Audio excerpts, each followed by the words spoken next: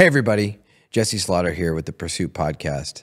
And our next guest, you're going to be so excited to watch, Tom Moore, the Superintendent of Great Falls Public Schools. Tom and I shared a lot of tough moments during COVID, and we're going to talk about that during this podcast. And we're going to dive deep into his upbringing and his life and how he came to be here in Great Falls and all the amazing things he's done for our youth. I'm super proud to call him my friend and super proud that he's on this podcast. Stay tuned. 69-foot pursuit. Stop! Hey, Tom, welcome. Yeah, Jesse, thanks. I am so excited to have you here finally. I really am. That's you good and to I hear. have had many conversations about our community and about how lucky we are. And you're kind of, believe it or not, you're kind of one of the people who kind of motivated me for this idea. Oh, really? Yeah, Oh, absolutely. Because we've talked a lot about, you know, how do we make sure our community stays the way it is, but then also gets better. And that's kind of the whole point of this. So the point of the Pursuit Podcast is, how do we make our community better? How do we, find a way to inspire people, and then also be transparent? That's one of the things that we were hoping on here. It was funny because Tim and I were talking before you came in, and we were talking about, I try not to censor anything. And we were talking about like people using curse words and stuff on it. I'm a bit more picky than he is, just slightly, coming from radio days, you know. And I was like, I don't want to censor it. Like, if people are out there watching and the whole idea is for them to know the guests, right? You know what I mean, and get to know who they are.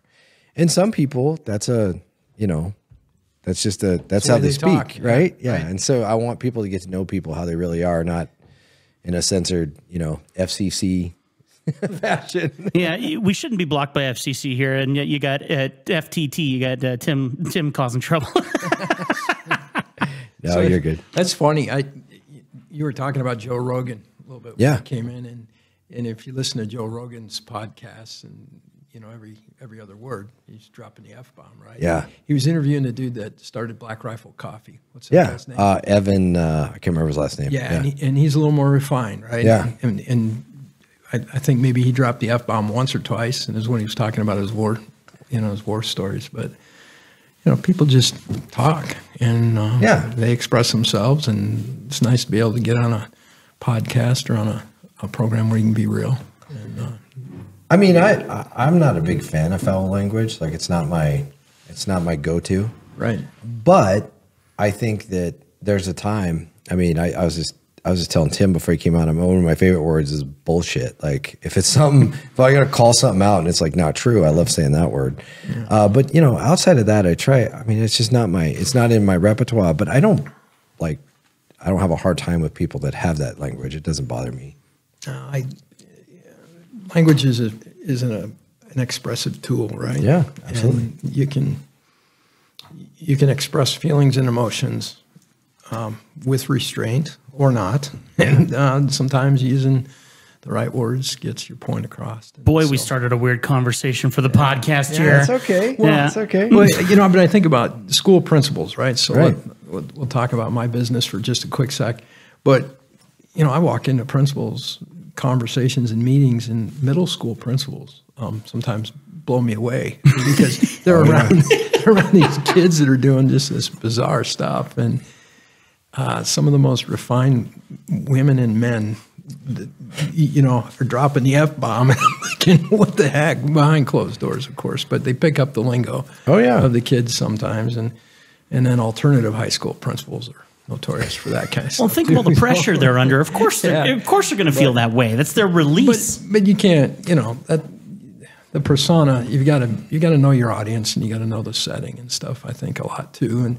But language is language. And absolutely, and it's in a lot of it's being real, and as we talk about being real, I want to kind of pivot to you a little bit because I mean you're retiring at the end of this school year here? Yeah, boy, your timing on having me come in here was extraordinary. But yeah, Monday night at the school board meeting this last week, I announced that I will be retiring. I did not know that. Yeah, Tim. Dude. You're going to be. Oh, it's going to be sad to see you go. It is. You're going to be dearly, dearly missed. And so 43 years, right? Well, 43 years in education and public education. Pull that microphone a little closer to you there, Tom. Sure. So, yeah, 43 years. I actually started out over in Coeur d'Alene, Idaho, back in 1981. Mm-hmm. And I started out as a wildlife biologist, believe it or not. That was my career path. Yeah. You're still dealing with wildlife. It's just a different. True. I actually completely believe that. But yeah, and for a short period of time, I was actually on the register for being a game warden in Idaho, and they interviewed me. And there's a lot of controversy around whether or not game wardens and biologists ought to be carrying guns. I'm thinking, why was that controversial? Yeah, Everybody you encounter. And so I was interviewed for a job with them in Boise, and I was on their list to hire and didn't get the call. And so I'm doing seasonal work for Idaho Fish, Wildlife, and Parks. And it's like I'm not paying the bills here. And somebody suggested that maybe I think about going into teaching because I had, a knack for being around kids and working with them and so forth. And so I did and pursued that. And 43 years later, here I am retired as a school superintendent in Montana. And it's been a great career, and I've really thoroughly enjoyed the work with the three communities I've been in: Coeur d'Alene, Idaho, Spokane, Washington, and Montana for the last 17 years here in Great Falls. But by and large, and by far, this community is the best. And it has to do with the people here, the culture. And a lot of people, I think, sell Great Falls short.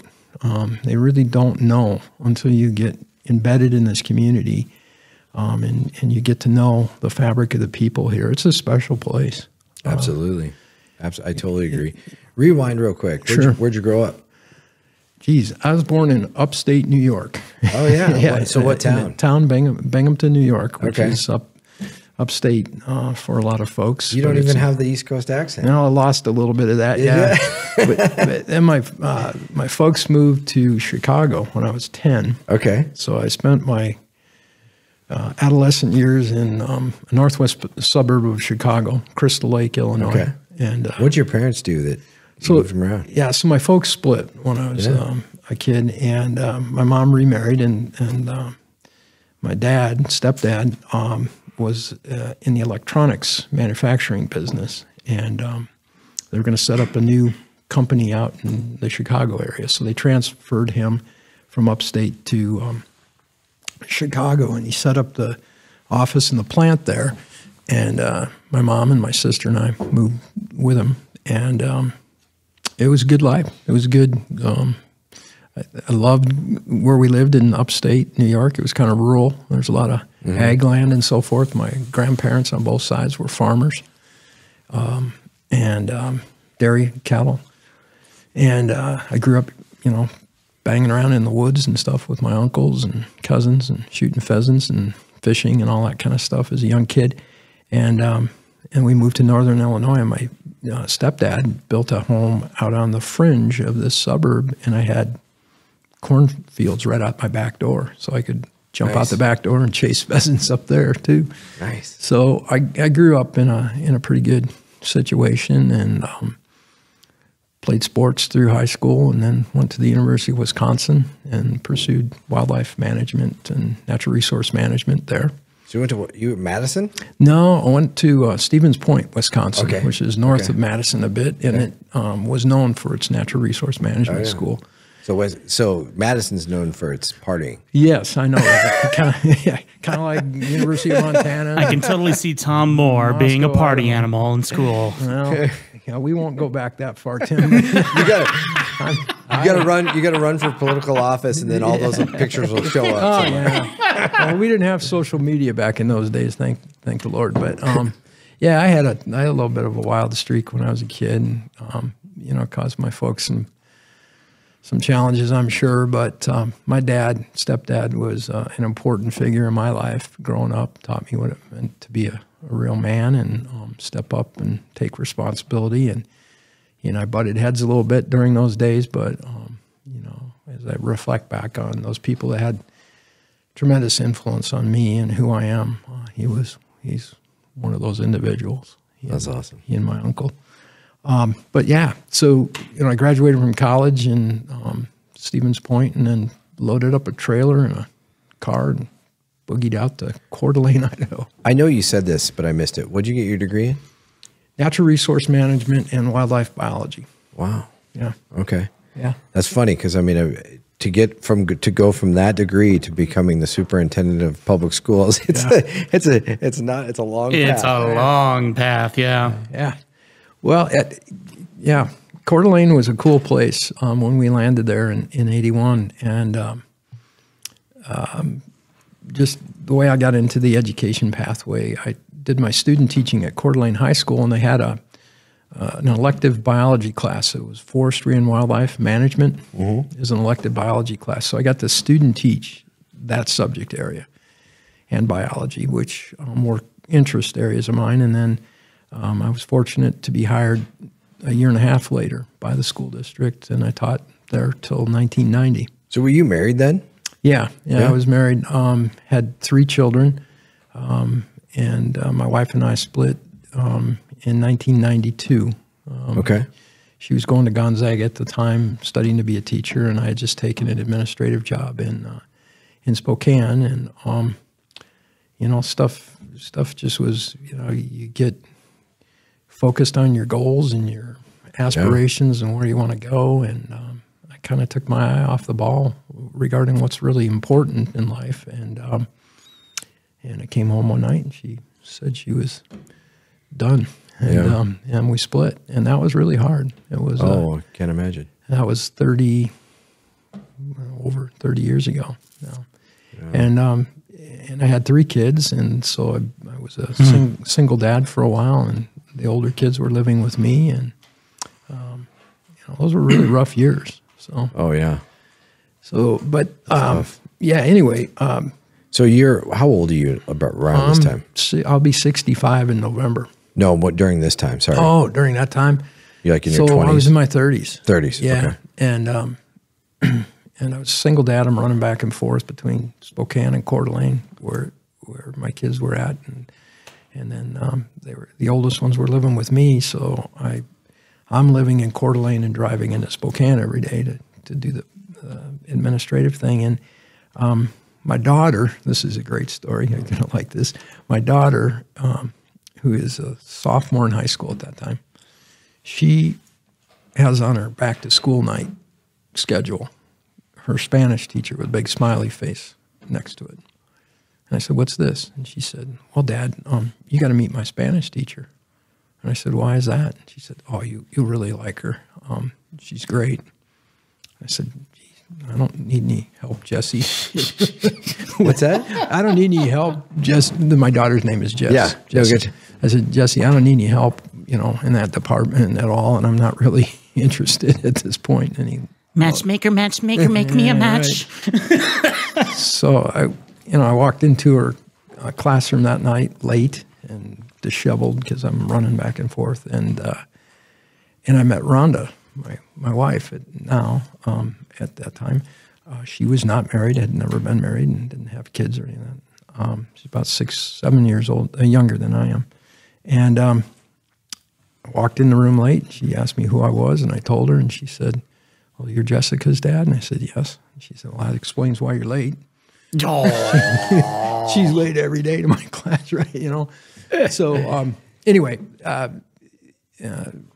we said hello and we're pleasantries and so forth. About 2 weeks later, a buddy of mine who taught at that high school called me and said, "You need to ask her out for dinner or something." And so I did, and we sat in a restaurant and talked for about 5 hours, and it was awesome. And that was 30 years ago this month, October. Congratulations. We like the proposal stories here. What was the proposal story for that? Yeah. Really? You want to know that? Yes. Why not? Okay. So her mom and dad live here in Great Falls. Yeah. She grew up here in Great Falls. And so that's all right. So that's how you got here. That's how we got here. All right. That makes more sense. Yeah. So her dad was an attorney here in town for a bunch of years. And they have a cabin up in Sealy Lake area, and so I was up at the cabin with her during the couple of years that we were dating, and my kids were coming up there with us, and her dad was, fairly principled guy, and Ron and I were getting serious about our relationship and working through some of the challenges and so forth, of the age difference and the fact that I had kids. And so we were sitting out on the back deck of his cabin, and I said, Wayne, what do you think about me asking your daughter to marry me? And he says, well, he said, there'd be some complications there, but he said, I can't think of a better person That's awesome. to marry my daughter than you. And so he blessed that marriage, and I asked her about 3 weeks later to marry me. We were over in Leavenworth, Washington, if you know where that is. Of it, yes. Yeah, it sits right at the base of the Cascades over there, and they have an Oktoberfest in October. And I was over there for a school conference, and asked Rhonda to come over for the weekend and join me there. And she came over, and that afternoon we were sitting out on the deck of this B&B, and I proposed to her. Nice. Yeah, it was awesome. It was a beautiful day. That's great. Yeah, we walked around the little German village there in Leavenworth, and yeah, it was pretty good deal. But it's been an incredible relationship, and the growth and the development and so forth of our marriage and our family and so forth has really been. To all the viewers out there watching this, you are supposed to ask the dad of the person you're going to marry. Absolutely. That's the thing. That was old school stuff. Oh yeah. You want to know where? So you know Tom McGuire. I obviously. do. Yeah. You guys worked together for years. Well, that's where you and I met the first time, if you remember. Right. It was at one of Tom and Helen's a Christmas party. Over at their place. Yeah. So I had to go into the principal's office at North Middle School and ask. Literally, I was like, I have to go to the principal's office. Of course, I didn't tell my wife that, because I didn't tell her I was going to ask yet. Yeah. And I had to go sit in the principal's office and ask him. And it was funny what you just said. I almost got the exact same, because I had been married before. Okay. I didn't have any kids or anything, but I had been married before, and he was a little weary, I think, about that. But he said basically the same thing. So that's cool. That's a really cool story. You know where I met your father-in-law for the first time was at North Middle School. Right after they'd hired me here in Great Falls, I went to visit all the principals because I was hired as a secondary assistant soup here. And so I traveled around and introduced myself, and I came into North Middle School, and Mr. McGuire was not in the office at that time. And they said, well, if you wait here for just a minute, he'll be right back. And so this guy comes down the hallway on a unicycle with these like red high top tennis shoes on. Converse. Yeah. That was his jam. Goofy. Yeah. And that's how I met Tom McGuire. He's a great guy. He's a great man. By the way. He is. He is a great awesome. man. He's a great leader. He just, his passion for those kids was second to none. Second to none. You get cool points for the unicycle. Yeah. Oh, he did all sorts of goofy stuff like that. Kids loved him. Yeah. And he's a smart dude, too. Oh, he's a doctorate in education. He's crazy smart. He's a smart guy.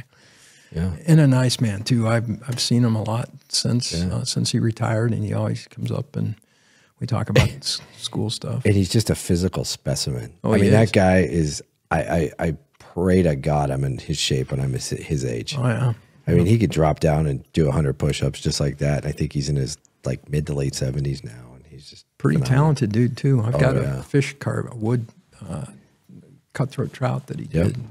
Yeah, I do too. The problem is though, is when you live in the family, you have to catch it, take a picture of it, or you don't get it. Well, there you go. So I had to be seen with that fish in my hand before he'd carve me one. Good. So yeah. No, it's a lot more pressure when you're in the family on that thing, but it's good stuff. My father-in-law's a knife maker. Think about trying to ask him for the proposal. And then you had to show him that you could sharpen a knife blade before he gives you one of his knives. Good heavens. Did he attempt to skin you first? Oh, my land. The ex-boyfriend's heads of my girlfriend hanging up in his walls. Yeah, no, it's bad. All right. So that's crazy. That's awesome. I was going to say something. I wanted to comment on something you said. when we talk about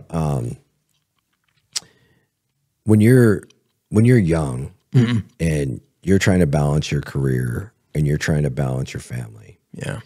I mean, it is really, people forget how hard that is. Yeah. And you're expected to provide. You're expected to be successful. You're expected to do all these things. And really, you're like 20s and 30s in your new profession. It's hard. I mean, I don't care what, I'm sure it's the same in schools as it is in law enforcement or business, but there's pecking orders. You're expected to work all the overtime. You're expected to be the person to, do all those things. And when you try to balance that with a family, it is, my wife and I were talking last night, and I was talking about when I was working on my career and my wife was working on hers. And I mean, we both are like, oh, man, we're so blessed that we're still together, because it's so hard to keep a family together. Especially now that we don't really have nuclear families anymore. There's not a lot of stay-at-home, right, parents and stuff like that. But I mean, I think, and I appreciated your honesty and your candor about that time in your life, but it's a hard time. Well, yeah, I'm glad you're heading this direction, because the name of your podcast is Pursuit, right? Right. So the last 30 years of my life has been a pursuit to turn around some of the mistakes that my parents made. My dad, who wasn't a stand-up guy a lot. Not my stepdad. My stepdad was a blessing to our family, but and the mistakes that I made as a young guy, not super squared away, not focused on really important things, more selfish and driven to do what I thought I needed to do, and really was missing the mark. And the wake-up call was brutal. Yeah. And a lot of guys get taken out in those situations. They take themselves out, right? Right. They succumb to drugs and alcohol, and pornography and all this stuff. Suicide, yeah, and all sorts of terrible things. All the stuff that take you out, and they don't ever recover from it, and they destroy a lot of people in the process. And I was on that pathway, and I remember the night I was on my knees screaming out to God and saying, I can't do this. I can't live this way. I never questioned the existence of God, but I didn't really understand what it meant to be a godly man. Absolutely. And so the pursuit over the last 30 years is trying to understand that and how to live that way, and be bold in your stance on certain things, and set an example for your kids and your wife and your community about doing the right things. And then when you make a mistake, which we all do, and you put your foot in the middle of your own doo-doo, you own it. Absolutely. And you stand up to it, and you figure it out, and you move through it. And if you got to make amends with people that you hurt or you pissed off or whatever, you do that. And I've tried hard, really hard, to pursue that. And it's an ongoing deal. I'm 65, and I'm still daily trying to figure out how to be, a better man, better person. Don't you also find too, like as you grow up and you mature, you catch your mistakes because you're more self-aware. Oh yeah. And then sometimes I feel like I sometimes wish I was a little bit more ignorant like I was when I was younger, because you're just like, I feel like I go through periods in my life where all I'm doing is just like kicking myself in my butt constantly. And I think you can become too self-aware, and you can become too hard on yourself. And then it's like you go full circle back to the bad place that we talked about, where you succumb to drugs and alcohol and suicide and all these terrible things that happen because you became too big of a critic, right? Because you think I overdid it. And it's hard because there's this balance. And I think like when we talk about our relationship with God and Christianity and what he really calls us to do is like, you have to give yourself grace like you give other people. Right. And like a lot of people don't do that. They're like, no, I have to be perfect because at one time in my life I wasn't, and I'm making up for it. And it's a dangerous cycle. It can come back around and bite you either way, and you just gotta find the balance. Yeah. So about 5 years ago, and this was when I was first asked to serve as superintendent, and it was prior to COVID, right at the beginning of what was going to be a really tumultuous year.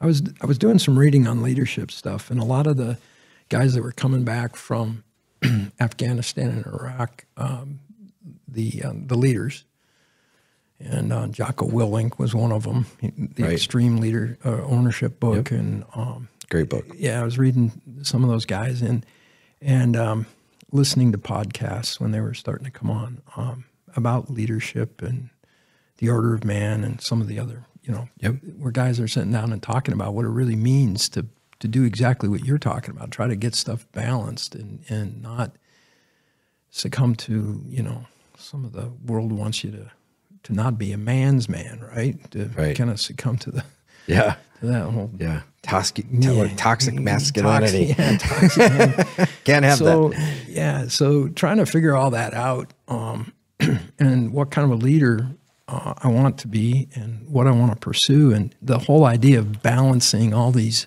competing interests in your life that pull you and tug you. And we look at, and I reference when people get taken out or when men fall, why, under what circumstances does that happen? And quite often it's because you're hungry, tired, worn out, and you're not paying attention to the important things in your life. You're focused on one area of your life and you're driving really hard over there, but you're not balanced. And if you don't take care of your physicality, right? We're talking about working out and those kinds of things. You can do that. You see guys that are in the gym 24/7 and they're worshiping their bodies, right? But then their relationships at home, their kids or their wives or their work or whatever is going by the wayside, and that's all they're doing.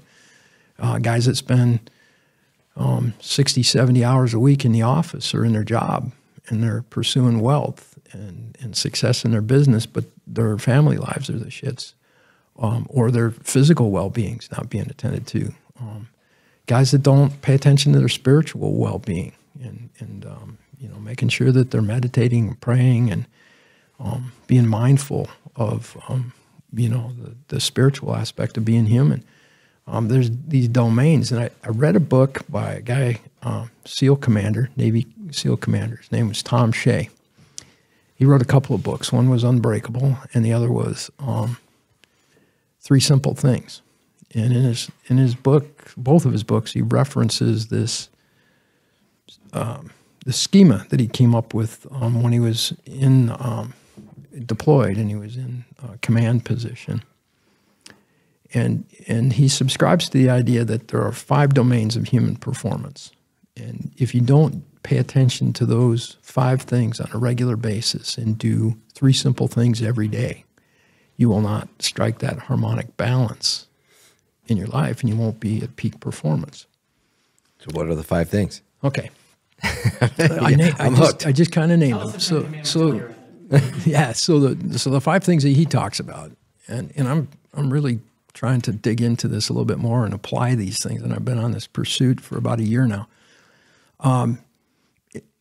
One is the physicality. If you don't take care of your physical well-being, especially guys are really, and as you age, right? Right. So you get into your 30s and 40s and stuff is changing and you're really, or when you're a teenager and stuff's changing, you got to pay attention to your physicality, getting enough sleep, exercise, drinking water,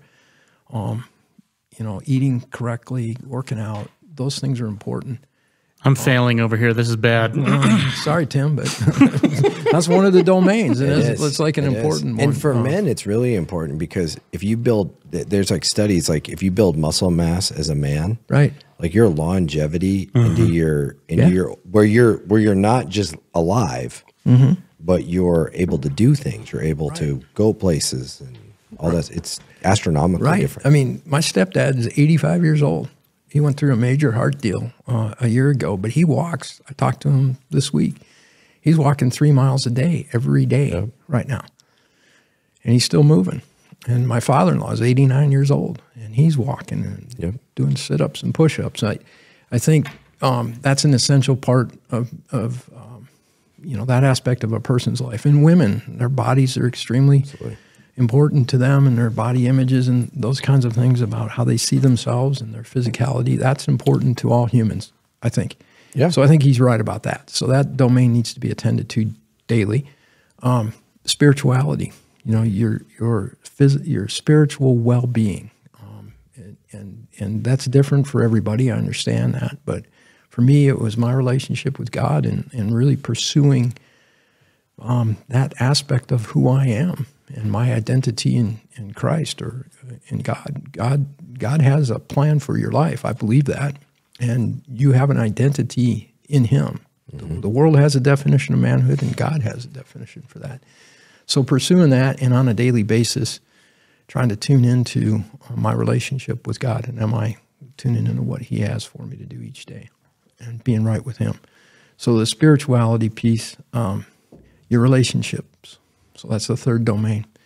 If you're not paying attention to your relationship with your spouse or your significant other or your kids or your parents, if you're not married or of that age, paying attention to those important relationships in your life on a daily basis. So, when he was in combat, Tom Shea was talking about texting or writing to or calling his wife if he could on a daily basis. And that was probably pretty hard in some of those circumstances, but on a daily basis, reaching out to those people that are important to you and maintaining your relationships with others. And then the fourth domain is intellectual, making sure you're feeding your intellect and learning new things, constantly keeping your mind active and honing skills that you've learned before, but getting better at them from an intellectual perspective. And then wealth management and paying attention to be a good steward of your wealth, accumulating wealth or managing wealth. And that's the world of work that we're in. And so he'd done a ton of research in each of these 5 domains and gone after experts in these fields and looked at what they were saying from a research perspective about high performance in each of those domains, and then put together this formula. It's an interesting read. I've read this book twice, and I listened to it on audio, and he subscribes to the idea that quite often men don't do what they say they're going to do, and they quit. Right. And so when he starts working when he's training and he's working with clients, he asks them to do this 24-hour challenge, which is you keep moving constantly for 24 hours and you don't stop. Walking, hiking, running, riding a bike, whatever, for 24 hours. Prove to yourself you can do hard things, right? Right. Not quit. Absolutely. And listening to your internal dialogue when it's 4 o'clock in the morning and you're tired. Yeah, and you want to go to sleep or lay down or stop moving. Pushing through that mental block. And then the other thing he asks you to do is 21-day challenge, which is doing 3 simple things every day for 21 days and not quitting. Mm-hmm. And when you start to say, this is stupid, or I'm not going to do this today, or my wife doesn't understand why I'm doing 15 sit-ups, 15 push-ups, and 15 burpees, and stretching for 15 minutes, and then spending 10 minutes with her, asking her how her day is. I mean, these simple things that you would think are easy. They're hard. Let me tell you. Yeah. I'm on my second revolution of trying to do the 21-day challenge. I get 2 other guys that I'm doing this with in our community, and it's hard. And the first week that we did it, all 3 of us on the same day texted in the morning and said, I blew it. I've got to start over again, right? Dude. Yeah. Simple That's things. crazy. I mean, it is crazy. It's it is so hard because, life catches up with you in so many ways. It's funny because the other day, I'm trying to do the same thing, exact same thing. I'm not being as purposeful with the 21 days. It's just trying to create habits so I do every day. Yeah. Well, the other night, my 3-year-old daughter decides at 2:00 in the morning, it's time we're going to wake up. And she just refuses to go back to sleep for 2 hours. So finally at 4:30, I fall back asleep. And I had to force myself to go through all those morning habits, you know, because one of the things that is totally adopting a young daughter later on in my life, in my 40s. It sounds so weird, but is in a lot of ways, I think it saved me. And here's why. I don't get to go empty nest right now with my wife and just hang out, which we sometimes laugh and wish we could. But I got to start all over. Well, but I'm up every morning. And if I don't get up early, then I don't get any time to myself. I don't get time to pray. I don't get time to work out, do all the things that I like to do. I don't get that time. Right. So I got to get up early because she's got to go. My one daughter's got to go to high school. My other daughter's got to go to daycare, and I got to get them there. I'm that person. Right. So it's going to happen anyway. So it's like, okay. And so it helps me in that habit. But I totally agree. Have you ever done the Daniel fast? No, I haven't, but I've some guys that I hang with do. Enlighten me. Yeah. So that's 21 days too. It's 3 weeks. Yep. I've done it 4 or 5 times in my life, and it is hard. Mm-hmm. So it's no meat, no milk, no dairy. It is literally nuts and vegetables. And when I say nuts, I mean raw nuts. Like go to 2J's, fill your bag with cashews and almonds, right? Yeah. And it's no oils, no vinegars, no nothing to season your stuff with. Oh man. And you're the not torture. even. So my only cheat with the Daniel fast is I still will have a cup of coffee in the morning. Yeah. And it's probably because I'm addicted to coffee. But I'll do that, and I'll go for 3 weeks on that, and it resets me. Yeah. First of all, like you said, I'm down on my knees telling God, I can't do this anymore. You can't do the Daniel fast. You can't do it. Right. You just in our world where we get everything in a vending machine or through a drive-through or whatever, you can't do this. So what you have to do is pray your way through it, right, and lean into Him hard, right. And so you get a lot of I do it every once in a while. It's like a reset. Like, okay, you're falling out of line you're losing your discipline in many different avenues. I can and I'll go, okay. And Christy knows. I'm like, I'm hitting the Daniel fast. She's like, oh, you're getting back on track. I'm like, yep, I'm doing it. Yeah. So that's the deal, is like you hit on a couple of things, but the pursuit of being disciplined and doing hard things. And this stuff sounds kind of silly, but it's not. No. It's about a mindset and pushing yourself to work through things that are really uncomfortable, and then not making excuses for it and quitting. Absolutely. And I think that's what's going on with a lot of people, but men in particular. And if you look at what's going on in our country right now, and I was at a conference last week where they were showing some historical statistics from 1970 to the current era, and it had to do. It was a couple of our legislators that were showing this graph to educators, to school board officials and superintendents, and it talked about where the income in our country was concentrated, where the wealth was concentrated in the 1970s and where it is today, and the disparity now in the distribution of wealth. There were a lot of really good paying middle income wage earning jobs between, post World War II and the 1970s. And then after, in about the mid 70s, late 70s, early 80s, things started to kind of begin to unravel a bit in that regard. And they were bringing this back to schools and school funding, and how we've dumped billions of dollars into schools during these decades. And as I reflect back on my career in public education, and I think about what we've been faced with this criticism that schools are failing in this country.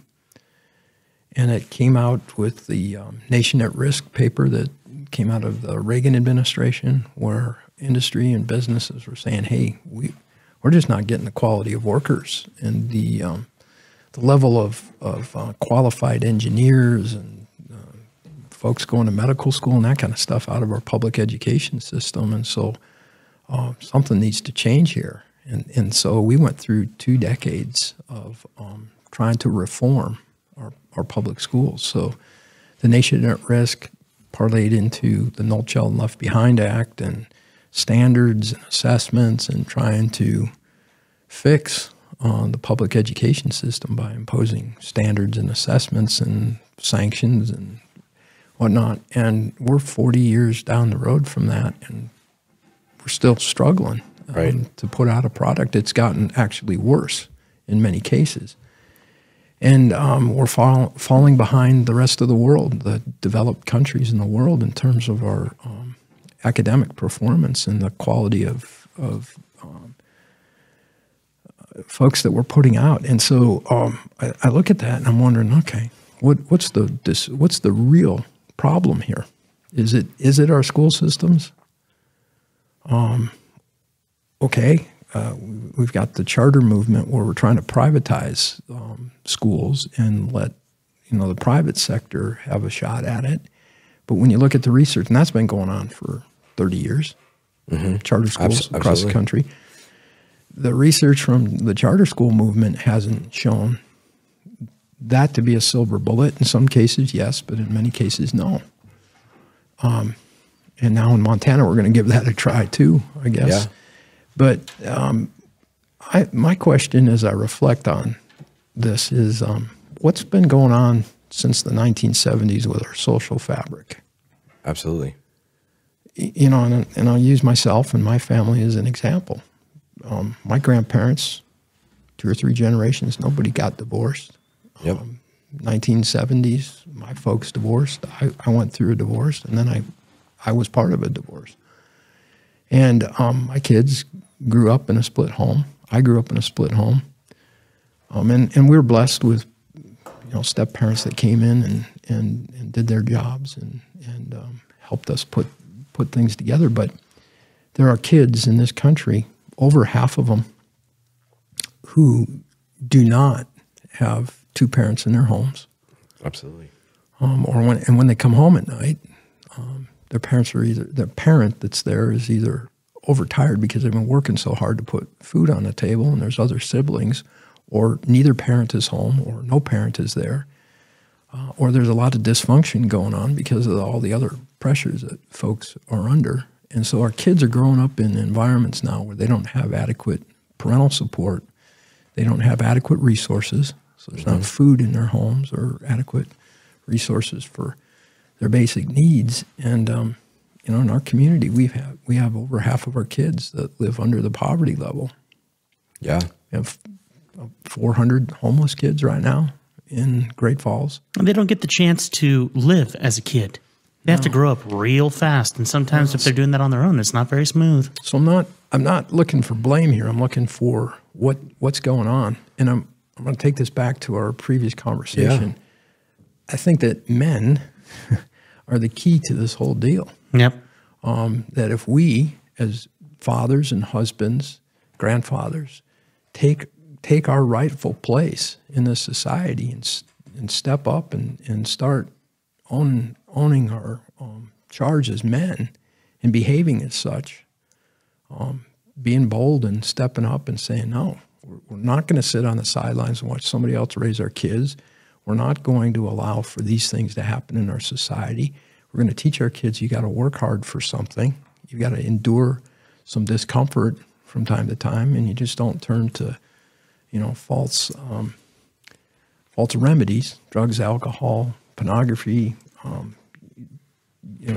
games, video games, and things that just escape you from reality. Right. But you need to step up, and you need to own your responsibility. And things don't come easy in life; they just don't. And I think that's the biggest part of what's going on is that men are not. So to come full circle on your comment though, because I really like what you said. So you're like, hey, the school's under all this pressure to do all this stuff, but we really need to look at what happened to society. I agree with you. You know, I was what do they call it, a latchkey kid in the 90s. My dad was the sheriff in Gallatin County, so he's working long hours. My mom owned 2 restaurants, so she's working long hours. So when I got home from school, I mean, I latched myself into the house. I was an only child, so I was alone a lot as a kid, and not like that it was bad. I mean, I had a great upbringing. I mean, there was always food in our house. I mean, I didn't have any of those poverty issues that you're talking about, but just that in itself that was kind of the 90s turn where it was like, okay, the both parents are doing a career now. Right. You know, so there's not anyone home. So I struggled with a lot of things. Not that I necessarily, because I don't know the difference, right? So I don't know if I needed, you know, Mom Cleaver there to take care of me when I got home. But maybe I did. I don't know the difference. But here's where I think you make a really profound point. In law enforcement, the same thing happened. So what happens is society goes along, and then society decides, okay, well, this isn't good enough. And we've seen the change back in, say, like the 50s and 60s in law enforcement, just to give you a correlation. They didn't have detectives. They didn't have investigators. And they hired you for how big you were because you were there to literally like beat somebody down for an injustice, right? And that's just the way law enforcement worked. And I mean, when I got hired at the Great Falls Police Department, there were still relics left of that. And they were just these massive 6'4" guys, and they were all brawn and no brain, and that's what they were. Well, society has said, well, we need a different law enforcement officer. We need an educated one. We need an investigator. We need one that'll actually solve our problems, get our property back, make us whole as victims, and all these things. So what happened to us in education, and this is where I want to Tyler into you, because maybe this is it, is we go to our academies now, and a law enforcement basic academy should be filled of defensive tactics, investigative techniques, firearms, and the basic high risk, low frequency repetition of the things that you die from or the things that cause risk and liability. Right. And then you go back and you get training in your agency to be refined, but it's not like that. There's cultural sensitivity training, a 2-hour block. There's, racial bias in the academy for a 1-hour block. There's all these little blocks, right? And then they deteriorate from the whole thing because, well, we can't, we don't have time, we got to fit this in. That should be taught at your organization, and it should be taught in an appropriate time setting is appropriate, not crammed in. And I kind of feel like in education, what they did was this, is like, okay, well, let's make sure that we're teaching our kids, they're latchkey kids now. So let's make sure that we teach them how to write a check and how to balance a checkbook. That shouldn't be taught in public schools. I mean, it shouldn't. I mean, that should be taught by your parents. That should be part of their training. Yeah. Yeah, but I mean, I think the argument is the society said that the school needs to become the parent. Yeah. So now they're trying to teach those things. I mean, home ec, okay? Yeah. Home economics is like an elective class. Right. It's a super fun class. A lot of people take it. It's an elective class you take because you want to learn some extra skills on how to cook or whatever, and you learn some cool life skills when you're there. But it's always been in schools. It's been in schools since the dawn of time. But it's an elective class that you take. But what I'm getting at, though, is I feel like schools are, and correct me if I'm wrong, I feel like the fabric of our basic reading, writing, and arithmetic of schools is getting pulled apart by the demands. Well, that's the other thing. I'm looking at the root causes, and you named part of it too. It wasn't just the single family homes. It's parents working hard and both having lives that they're trying to balance. And totally, I want to come back to the struggle with the balance piece. The harmony, because balance is a very temporary situation, right? Yeah. You think about a teeter-totter, yep, just absolutely. Instantly. But so you're not going to ever achieve complete balance, and that's a very short period of time. But having harmony in these different aspects of your life, I see my son, who's my oldest son, who's about your age, maybe a little younger. I'm watching him raise his kids, and he and his wife are working really hard. They both work. She's a wildlife biologist. He's a realtor. and they work long hours and so forth, but they are crushing it when it comes to their kids and spending time with them.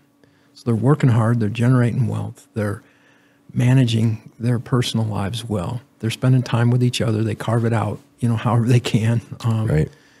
And they're trying to strike that harmony. And I talk to my son constantly about how exhausted and tired he is, but he's trying to get to the gym. He's trying to get enough rest, and he's cognizant of the fact that he's getting tired, and he needs to attend to that aspect of his life. So the mindfulness of that.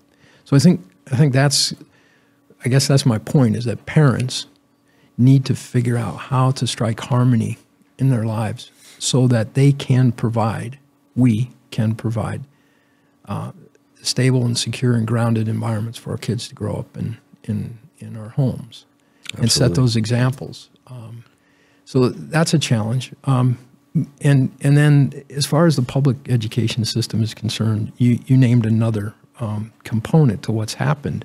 We have allowed for all of these other things to be added onto the plates of our public school educators.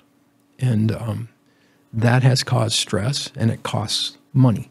Absolutely. All these different programs and expectations require people to provide those services or that type of education. And it's not sustainable.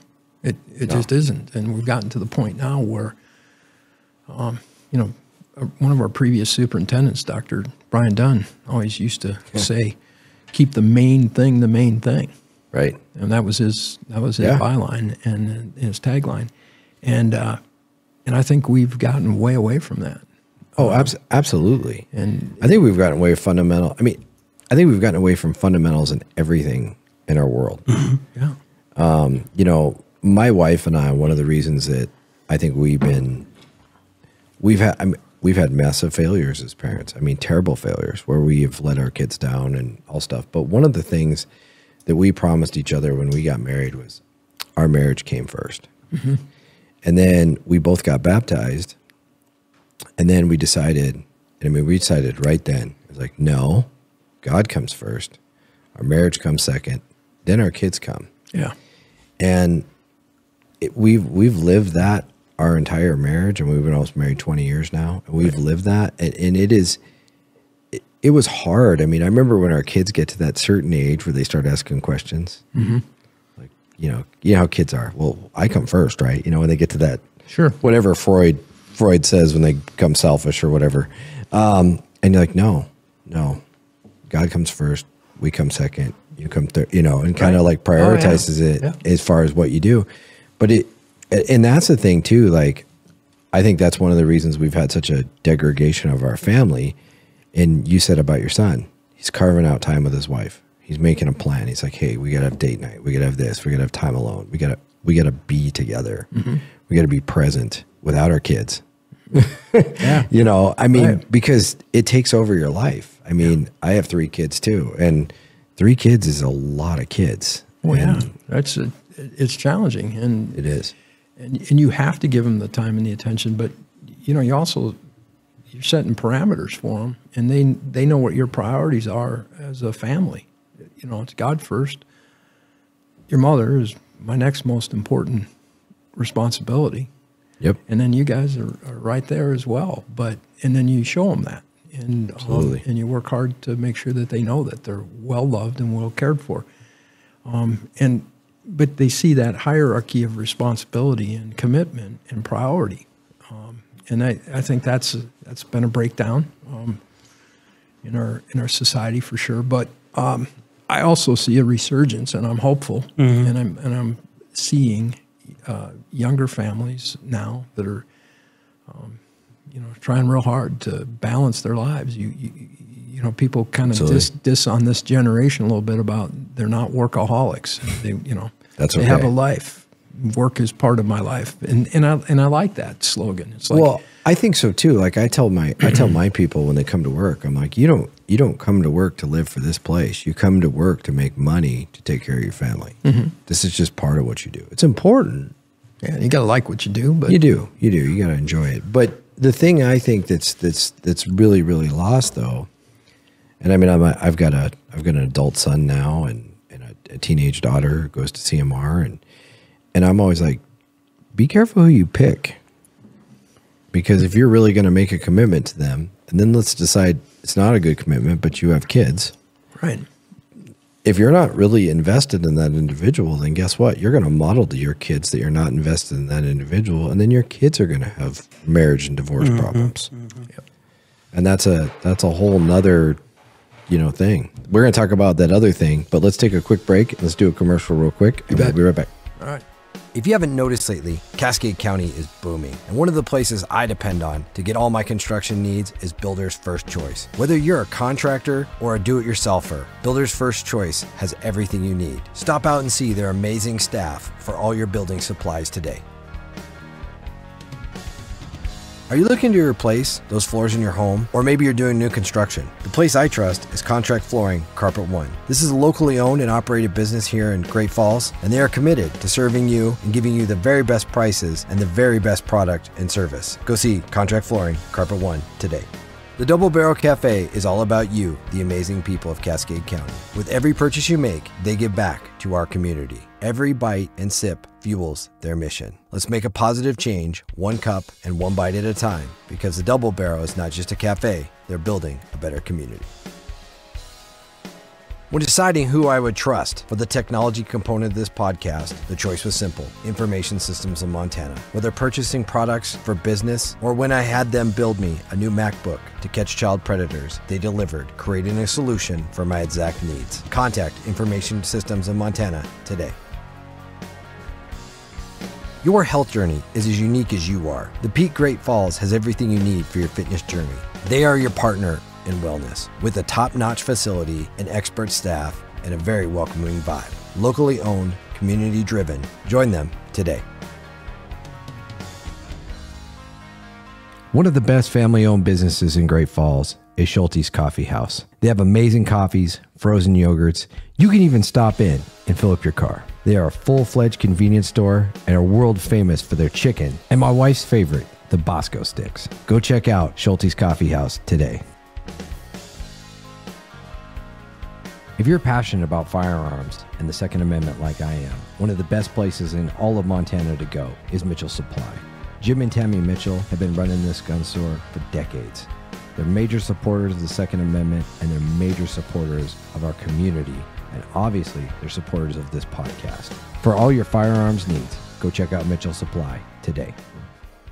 One thing I want to talk about before we wrap up here today that I really want to have a conversation with you about, because it's kind of, I think, when you and I kind of became close friends was during COVID. Yeah. I mean, just the nonstop. I mean, we talked on a daily basis back and forth about the challenges that we were dealing with. And, I mean, I still, every time I think about it, I don't know about you, but I have feelings of trepidation.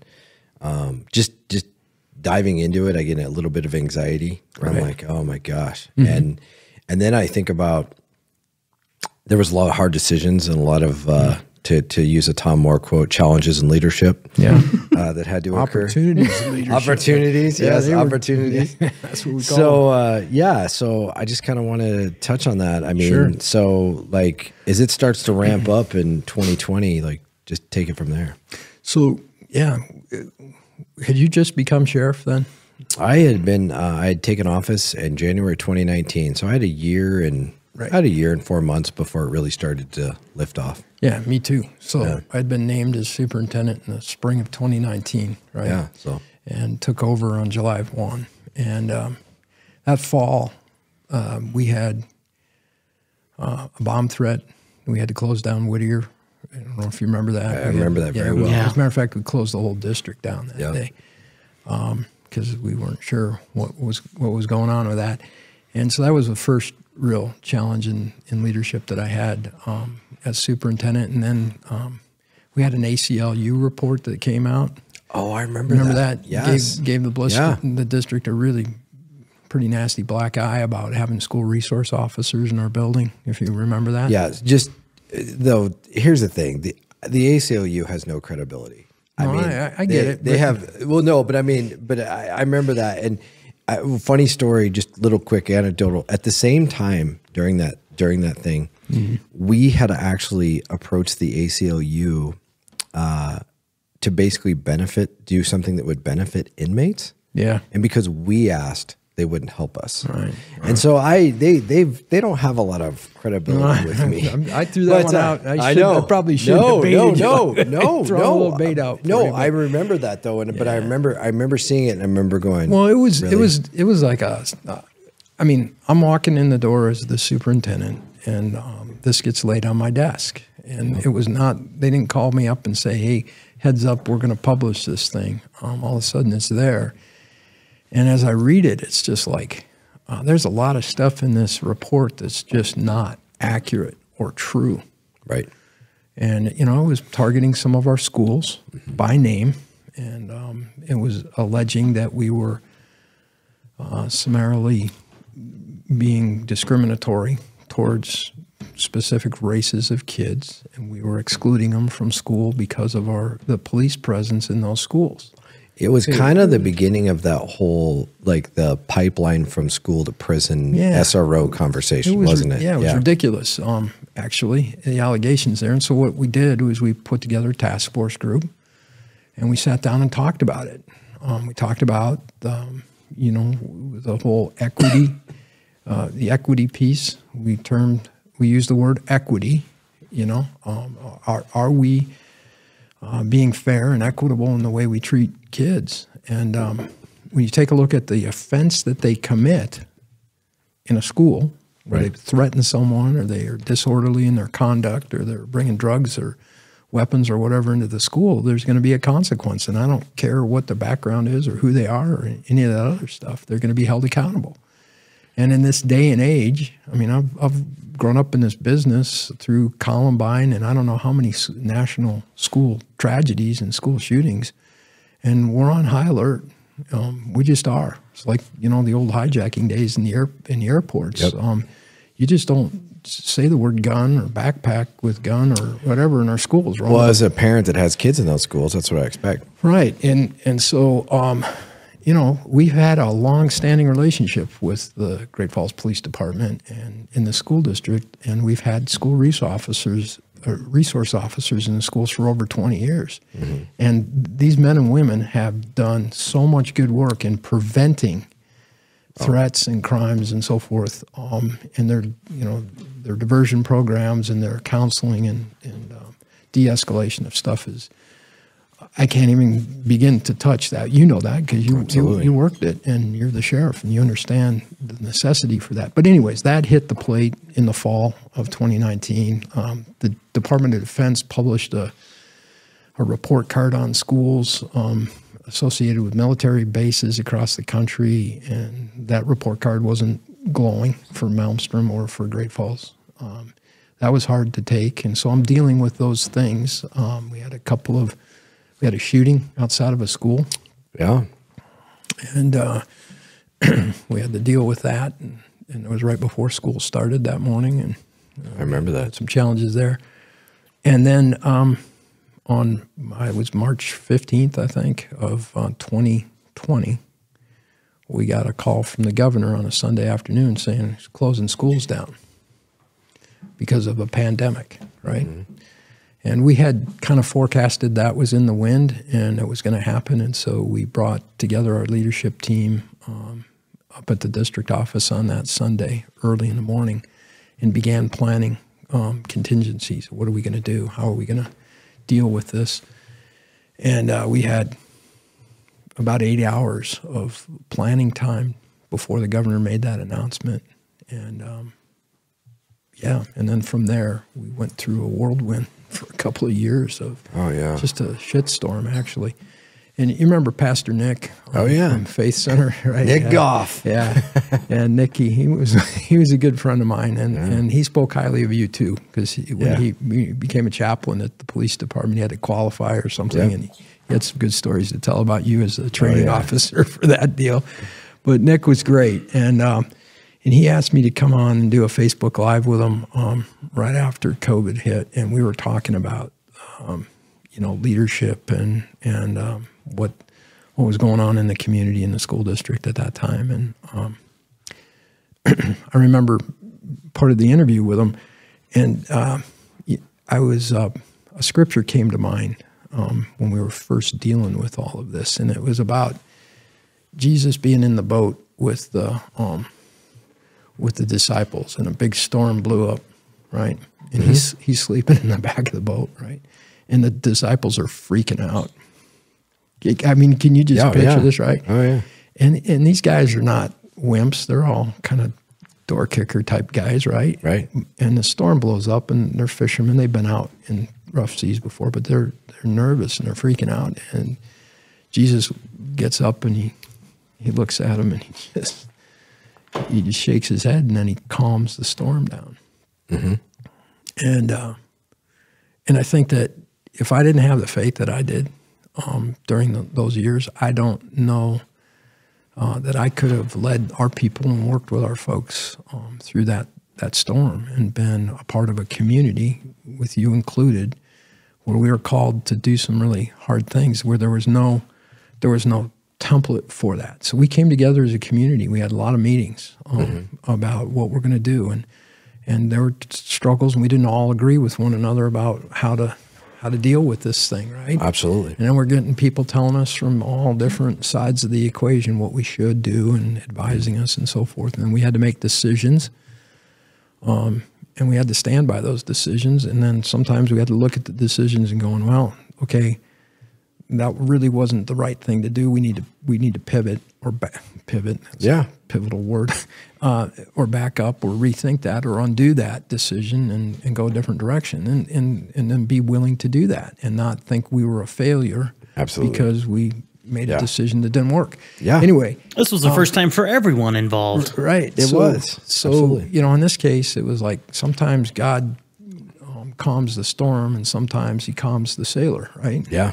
And so I was praying a lot during those days for just peace of mind and unity with the other leaders in our community, and that we would be calm as we're leading through a really tumultuous time. And I think without faith and without that aspect, I think a lot of us would have been in a tough place. And as you recall, we started a leadership prayer time with other community leaders. Absolutely. During that time period. Still doing it today. Chief Bowen was at the table, and the fire chief, and city leaders, city manager, and so forth. And we're still doing that once a week. And that started during COVID. And I think if we weren't coming together as leaders and talking about these things and supporting each other, I remember you were making some tough decisions. I was too. I was sitting on the board of health when we were having I mean, that was not an appointed position, but the superintendent sits on that board historically. And if I remember correctly, you made a decision one way and then changed your mind and made a decision the other way. I did. And I mean, I'm just going to say this right now. I was so proud of you. Like first of all, I thought you were thrust into the major spotlight of it, because all of our children were in your care. Yeah. And that was the big fear, right? I mean, everybody can say everything, but if all of a sudden there was a virus out there that started killing our kids, we'd have the panic goes to a different level. Mm-hmm. And you did a masterful job of, okay, this is the cards we're dealt with. But then as the science started to not shake out like it was, I thought you pivoted really fast and were like, okay, we need to get back to business as normal. But you did it in a way that wasn't overly abrasive. And you were doing it in a way to try to bring people together, not divide them. Trying. Well, no, but I thought you did a masterful job. And that board of health decision, I was really proud of you, because that took a lot of courage. And that was one of the most contentious, difficult meetings. It was all via Zoom that I've ever sat through. Oh, I remember. Yeah. I mean, it was ugly. It was ugly. And it was crazy, but I was so proud of you, Tom. I mean, I thought you did a great job, and then on top of it, I knew stuff that you were going through in your personal life, and everything else is stacked on top. Yep. Because that's the thing people forget is you're the superintendent of public schools and the sheriff, and they just look at people as like these kind of like robots doing their job and not having a human life behind the scenes. Yeah, I kind of call it like the action figure. Yes, the thing. G.I. Joes. You know, we're just in this package and we come out and do this little thing, and it's like, no, we're human beings. We have this whole other life that's behind the scenes. Right. And you know, I thought you handled it. Tremendously well. I really did, and I felt my confidence in what you're one of the reasons my confidence in my community was going up was because you were like, okay, you know, we all had to do the school thing, close the school thing at first. Right. We just didn't know what we had. Well, the governor said we did. Yeah, but not only that, I mean, you know me, I'm willing to be obstinate against any government. Yeah, I know. But at the time, you're going, well, we don't know. No, we have no idea. We don't know what we don't know. Right. You know? I mean, we're getting statistics and numbers that are eye-opening. Oh, they were terrifying. Devastating, right. yeah. Right, and you have no idea what you're up against. And so, you know, the public schools are an entity of the state, right? And the governor says we're going to close schools, so you close schools. But then he gives you the option to reopen. And we pretty much knew in Great Falls. And I have the thing I want to say, and I appreciate the accolades, but I was blessed with an incredible team. First of all, our board chair, Jan Cahill, rest his soul. Yeah, God bless him. Yeah, he was a great guy. Awesome guy, but his longevity in education and his wisdom as a school leader, as a school board chair and a member of the School Boards Association for, you know, years and years.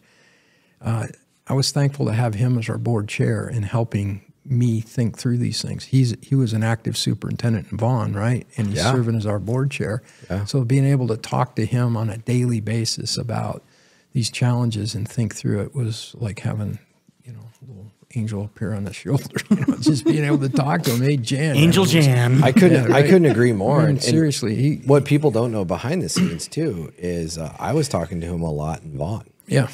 Yeah. So, because it was very serious in the Great Falls public schools, and there was a lot more scrutiny. And in the rural schools, they were following all the rules. Don't get me wrong, but rural schools are a little different. Oh, a lot different, yeah. And so there was a little contrast and compare going on. And I would go talk to Jan, and he would be like, "Well, here's the deal," and he kind of like, and you're right, he was a great mentor, and it was neat that he was able to operate that way because he knew when he was playing the board chair role versus the superintendent of a small school district, you had to act and behave differently, in which he was doing very well. I'd go into his school, and he would be wearing a mask. Yeah, I'm sure that. I wouldn't sit down and we talk. He didn't even have the mask on. We can tell stories now, but you know, he was hilarious. He, you know, the whole controversy about guns in schools and that kind of stuff. His board authorized him to conceal carry, right? Oh yeah, you knew that, right? Oh yeah, I know about it. I'm sure you do because you gave him a concealed carry permit. I'm sure, but. And anyway, he was a great guy, and I was thankful to have him in that time period. But I also had a great team of cabinet leaders, Ruth Euchre and Heather Hoyer, and the team that we had at the district office at the time. Brian Patrick, seasoned veteran educator. He'd been a superintendent down in Townsend for a bunch of years, and business and operations guy. And then Lance Boyd came into the district office at that time. Lance is really sharp with the federal program stuff. So all the federal money that was coming into the district was managed very, very well. I want to say that. I would. The stewardship piece of what was going on and how we were managing these funds and so forth. But we knew when that initial wave of COVID had kind of passed, that we needed to get kids back in front of their teachers, that a whole lot of our kids were not going to be doing well if they were isolated at home for any longer than the 9 weeks that they were. And we knew that was going to be impactful as well. It was documented within the first year when we began assessing those kids in that next fall, that the learning loss during those 9 weeks that they were out was extraordinarily impactful. It was devastating. My kids were devastated. Well, there's all kinds of stuff in elementary schools that they do towards that fourth quarter that are that are really important for them to transition well into that next grade level. Absolutely. And they missed that whole deal. And then a whole bunch of high school kids that, were going to finish up their semesters and so forth, and they were trying to do it remotely. It was just a really tough time. But anyway, getting kids back in front of teachers is something we knew we had to do. And I was also convinced that that's what God wanted. He wanted his kids back in schools with teachers. And then we also knew that there were a lot of parents that had a lot of trepidation still, and they didn't want their children back at school yet, that they were concerned about this virus still, and they wanted to homeschool, and they wanted their kids at home, but they needed support and help. Right. So Ruth was awesome.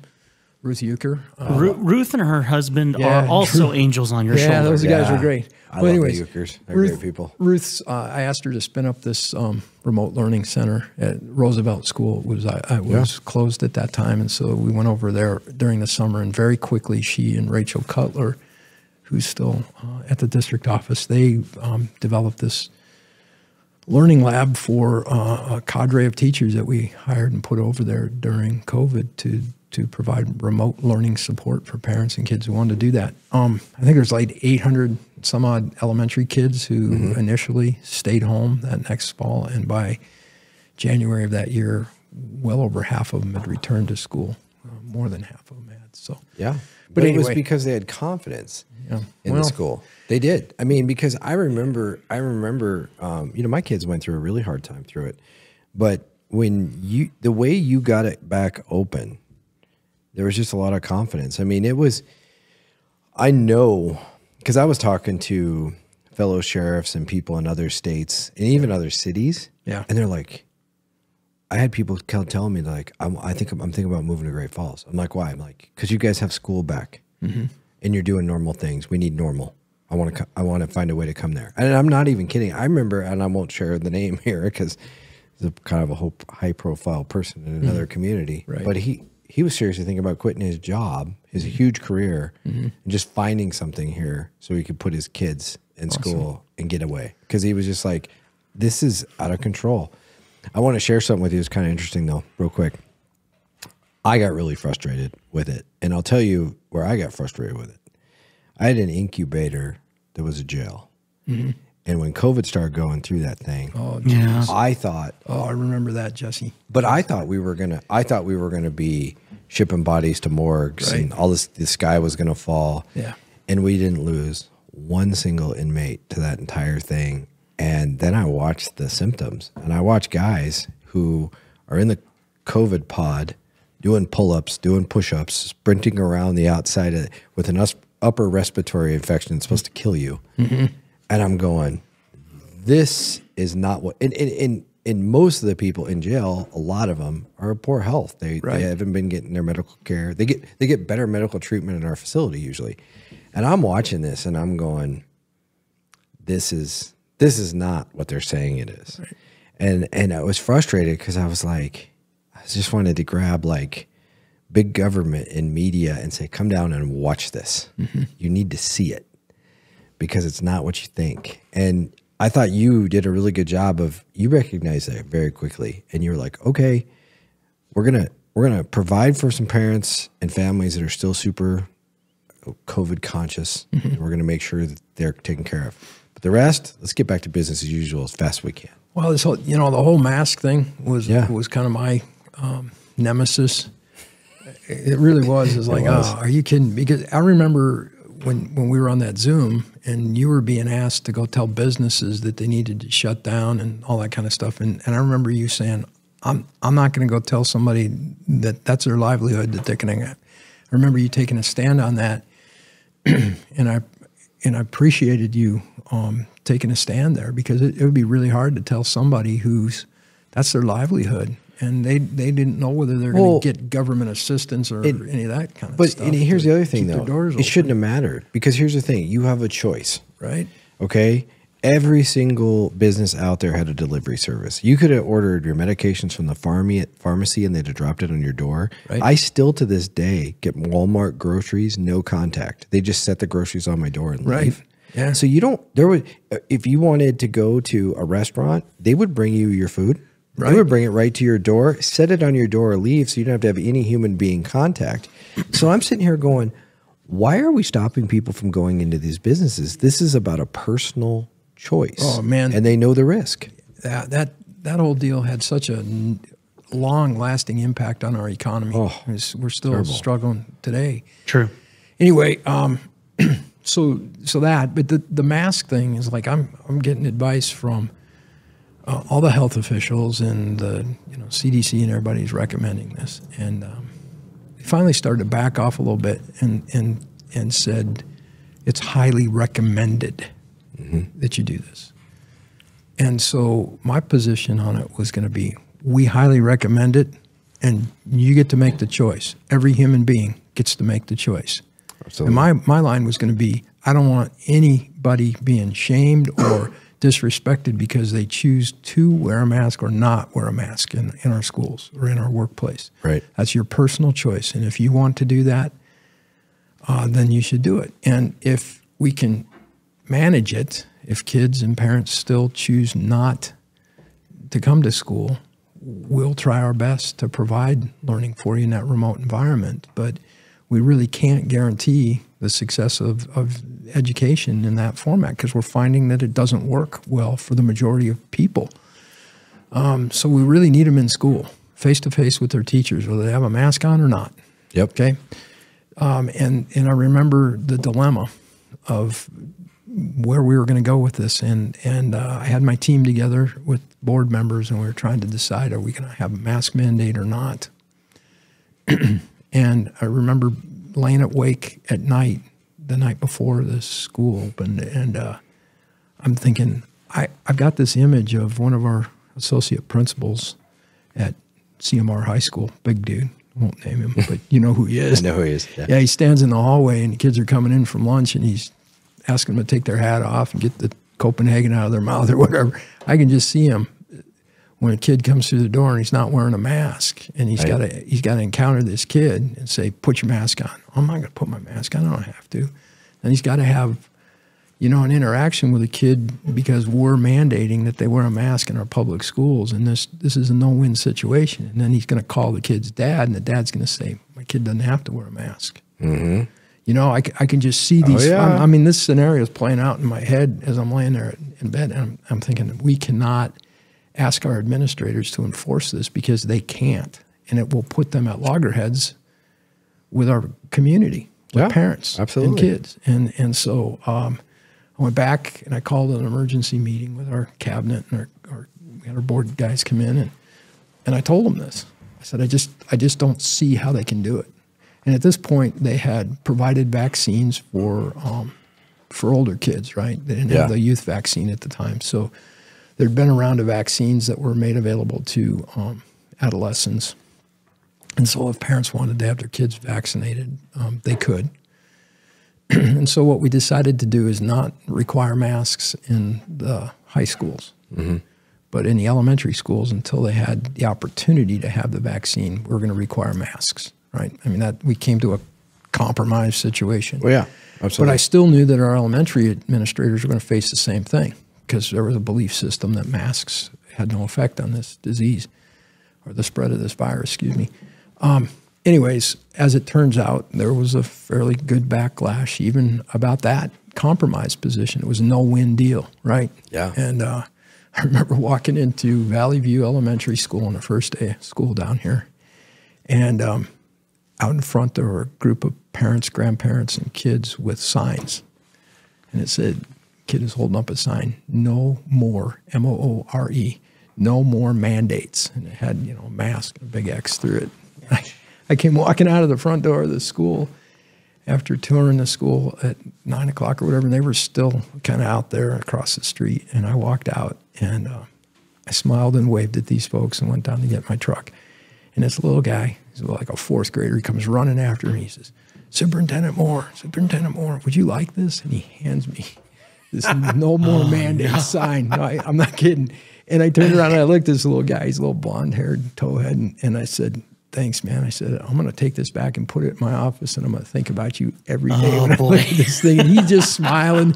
I think his grandpa is kind of smiling and waving at me. He saw that deal. It's like I just pitched that sign this summer when I was kind of cleaning out the office, but I'll never forget that time period. It was, you're just making decisions that you thought were best for the overall well-being of folks under your care, and we made some good calls and we made some tough calls, and some of them we had to rethink. Absolutely. But, yeah. No, I couldn't agree more. I just, I wanted to touch on that because, unfortunately, whether we like to admit it or not, it defined both of us quite a bit. Both you and I were forced to make a lot of real tough decisions during that time. Mm-hmm. And, I mean, it's over and we're out of it. And I think I'll never, and I think you agree with me, I have no regrets that we had to go through that, because man, the amount of stuff that I've learned, mm-hmm. and I apply it. I mean, I hear myself saying things to my command staff all the time, like, well, you guys remember during COVID, this was a compromise that we had to do. So does this, and it's kind of set this like little bit of a leadership standard when you're talking about things. And it's usually when you're discussing compromise. Mm-hmm. Because if you were doing the whole COVID thing correctly, if you were, as a leader, if you were going through it, you were constantly like going, okay, I'll deal with this, but you're gonna have to compromise with me because we're not going this far, because it's this organization still has to move. Yeah, our team right now is doing some leadership development. We hired a coach from the Flathead this last year. I talked with Greg Doyen, our city manager, and Shane Etzweiler from the chamber last year, and I said, hey, I want to bring in some folks to help us with where we go, next steps with developing our leadership team, our district leadership team, and our principals in the buildings. And post-COVID, how do we move from being a pretty good team, having dealt with some tough stuff, to an excellent team where we can get at some of these complex problems that are really plaguing public education? And I want to take this is a good team of people, really sharp folks. And we've shown that we can deal with really difficult issues and complex issues, right. But we need to analyze what we're good at and what we can be better at and how to get there. The good to great thing, the excellence, pursuit Absolutely. Of excellence deal. So we hired this woman on recommendation from the city of Great Falls. Police Chief Bowen had used her before to do some work, and the college had used her here too. So we're working with her, and this idea of compromise, especially in this era where people are so polarized and are so opinionated, and we've kind of lost them. I've talked to some of our political leaders that are on opposite sides of the aisle, and that the band of people who come together with different ideologies and work together for the common good, right? To move our communities and our society, our state, and our country forward. We've become so polarized that we cannot sit down and have a meaningful conversation about what is the right thing to do here and how can we move forward. And right now you're seeing that being played out. I mean, we can't even get a Speaker of the House, right? I mean, right. We're just so polarized. And the word compromise sometimes means win or lose or fail. We failed to get our own way, our opinion. We got to compromise on our values So what we're working on is how you come to a decision and move forward together without feeling like you gave up or you compromised something that was super important. How do we create conversations or a space with people who have differing opinions and listen to them deeply and help them feel like they were valued and really believe that we listen to them and we care about what they're saying, even if we don't agree with them. Absolutely. And then how do we take that input and then move forward as a community and an organization or society? And I think that's really hard right now. It's real challenging, but on a leadership perspective, we have to get better at how we do that. Well, I think you do it very well, and I actually think you already said it.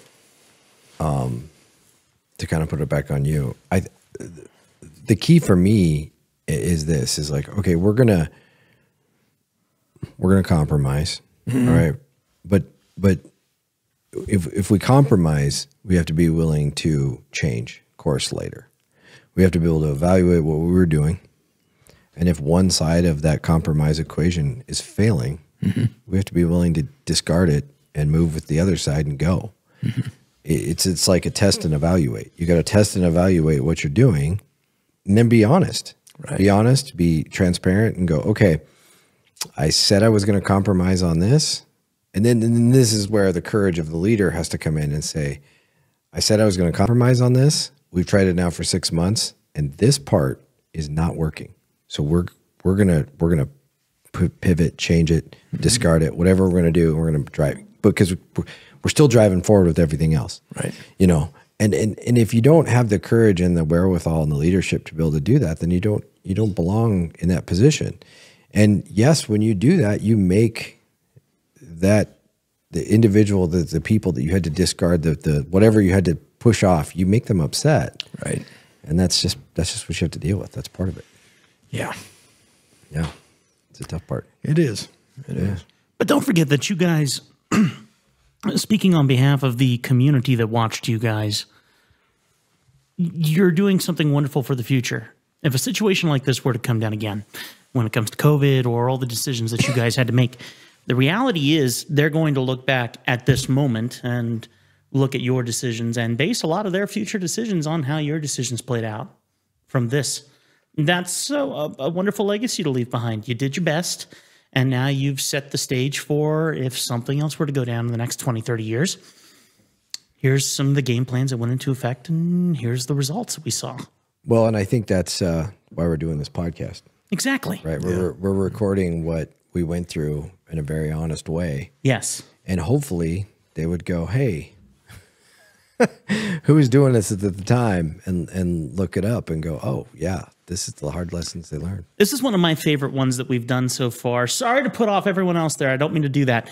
But truly, we're getting an inside look of the hearts and minds of the decision makers of our community in a moment that you would only get over a restaurant table as you two are having a little personal meeting. That's really meaningful. That's because we've had this conversation over a cup of coffee many times. But hey, Tom, really appreciate you coming on. Here's what I want to do.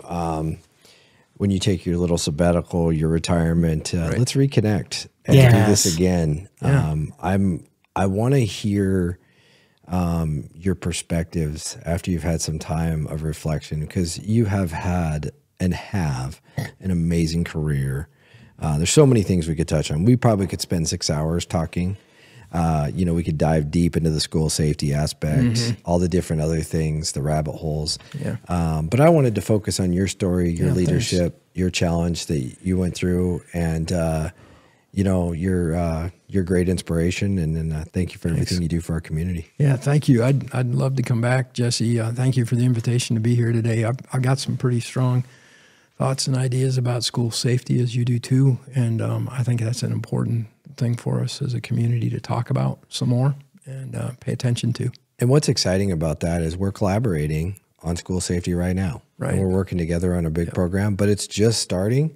Yep. So when we reconnect, we'll have some stuff in motion. So that'll be exciting to talk about. You bet. Thank you. Yeah. God bless you, man. Yeah, you too. Thanks again. Good luck with this. Yeah. Thanks. If you haven't noticed lately, Cascade County is booming. And one of the places I depend on to get all my construction needs is Builder's First Choice. Whether you're a contractor or a do-it-yourselfer, Builder's First Choice has everything you need. Stop out and see their amazing staff for all your building supplies today. Are you looking to replace those floors in your home? Or maybe you're doing new construction? The place I trust is Contract Flooring Carpet One. This is a locally owned and operated business here in Great Falls, and they are committed to serving you and giving you the very best prices and the very best product and service. Go see Contract Flooring Carpet One today. The Double Barrel Cafe is all about you, the amazing people of Cascade County. With every purchase you make, they give back to our community. Every bite and sip fuels their mission. Let's make a positive change, one cup and one bite at a time, because the Double Barrel is not just a cafe, they're building a better community. When deciding who I would trust for the technology component of this podcast, the choice was simple: Information Systems of Montana. Whether purchasing products for business or when I had them build me a new MacBook to catch child predators, they delivered, creating a solution for my exact needs. Contact Information Systems of Montana today. Your health journey is as unique as you are. The Peak Great Falls has everything you need for your fitness journey. They are your partner in wellness with a top-notch facility and expert staff and a very welcoming vibe. Locally owned, community driven. Join them today. One of the best family-owned businesses in Great Falls is Schulte's Coffee House. They have amazing coffees, frozen yogurts. You can even stop in and fill up your car. They are a full-fledged convenience store and are world famous for their chicken and my wife's favorite, the Bosco sticks. Go check out Schulte's Coffee House today. If you're passionate about firearms and the Second Amendment like I am, one of the best places in all of Montana to go is Mitchell Supply. Jim and Tammy Mitchell have been running this gun store for decades. They're major supporters of the Second Amendment and they're major supporters of our community. And obviously, they're supporters of this podcast. For all your firearms needs, go check out Mitchell Supply today. So, podcast is taking off. Everybody's watching it. I'm getting tons of emails. I'm getting tons of social media responses back and forth. And a lot of people want to know, how do we support this podcast? How do we get more content? How do we make sure that what drives this podcast? It's super simple. Please subscribe to our YouTube channel. Go on our YouTube channel, hit the subscribe button, hit the like button. Those algorithms help us out a lot and help us get feedback on what we got going on. Comment. The comment section should be totally out of control. It should be something that, we're just, it should be uncontrollable. The other thing is steal our material. Take our material, monetize it, make it your own. Do whatever you want. I don't care. Just tag us in it, give us credit, and we love it. We love it. We want you to see all this material, take all this material, use it for whatever you want. It's the internet. Hey, this is America. It's all supposed to be free for that, right? The other thing you can do also, if you own a small business or you just have something, word you want to get out, call us for advertising. As you'll hear on this podcast, you'll hear advertisers on there. We have advertising as well, and that really helps drive our podcast as well. And remember that every dollar from this podcast goes to support the Sheriff's Legacy Foundation, a local charity and a 501c3. Thank you, everybody, and God bless.